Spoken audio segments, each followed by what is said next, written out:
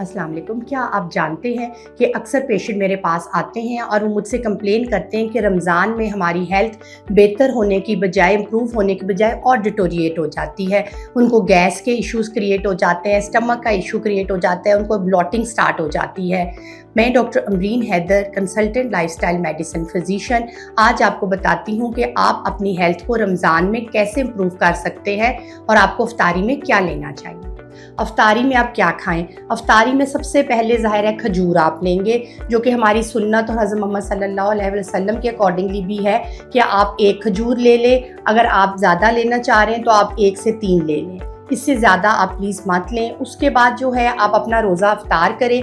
अब उसमें भी 2 किस्म के लोग होते हैं। एक वो होते हैं जो कह रहे हैं हम तो अफ्तारी करते हैं और खाना नहीं खाते। एक वो लोग होते हैं जो कहते हैं हम तो अफ्तारी में सिर्फ खजूर और पानी लेते हैं और हम नमाज के बाद खाना खाते हैं। तो अब मेरा बेसिक एम ये होता है कि मैं किसी बंदे को उसके एक जो फिक्स्ड है डाइट उससे आगे पीछे ना करूं, क्योंकि इस तरह से मेरा पेशेंट भाग जाता है। तो अगर आप अफ्तारी करते हैं और खाना नहीं खाते तो आप ट्राई करें, अफ्तारी के अंदर आप फ्रूट चाट ले सकते हैं, आप चना चाट ले सकते हैं, मगर चना चाट और फ्रूट चाट में भी कोशिश करें कि चीनी नहीं डालें। आप नेचुरल ऑरेंज जो है उसको स्क्वीज़ करके डालें। और अगर आप चना चाट ले रहे हैं तो आप उसमें इमली का पानी डाल सकते हैं, मगर बग़ैर चीनी के।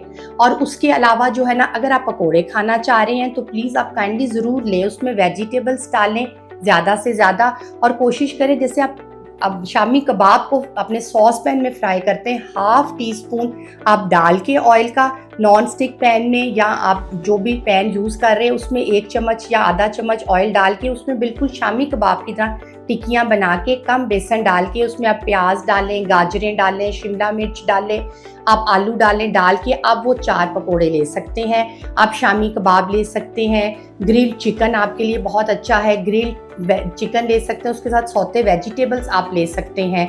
और अगर आप रोल समोसे लेना चाह रहे हैं, उसके बगैर नहीं रह सकते, तो ट्राई करें हफ्ते में बस 1 दिन लें, 1 दिन से ज़्यादा रोल समोसे आप मत लें।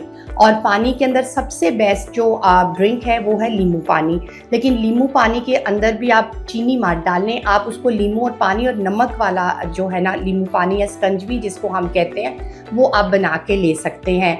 और अगर आपने खाना खाना है तो आप पानी के साथ और खजूर के साथ रोज़ा खोल लें।